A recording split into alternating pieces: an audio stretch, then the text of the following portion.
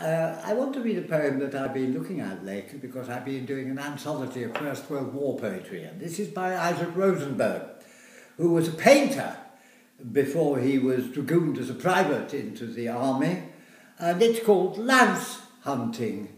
Among all the horrors of the First World War, this isn't really about shells and being blown to bits. It's about those horrible parasites that haunted people because they got into the seams of their shirts and things like that. But he turns it into a sort of extraordinary, fun thing.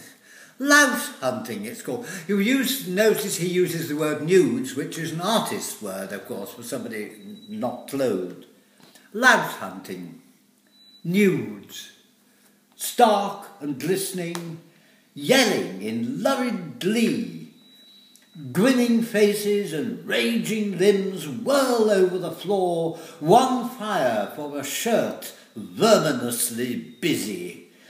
You, soldier, tore from his throat with oaths Godhead might shrink at, but not the lice. And soon the shirt was aflare over the candle he lit while we lay. Then we all sprang up and stripped to hunt the verminous brood. Soon, like a demon's pantomime, the place was raging. See the silhouettes agape. See the gibbering shadows mixed with the battled arms on the wall. See gargantuan hooked fingers pluck in supreme flesh to smutch supreme littleness. See the merry limbs in hot Highland fling, because some wizard vermin charmed from the quiet this revel, when our ears were half lulled by the dark music blown from sleep's trumpet.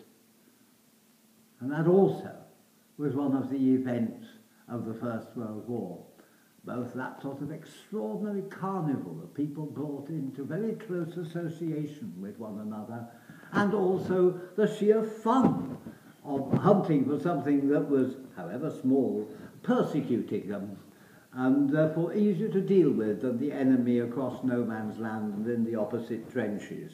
And there's more of that sort of poetry in the First World War than you might imagine.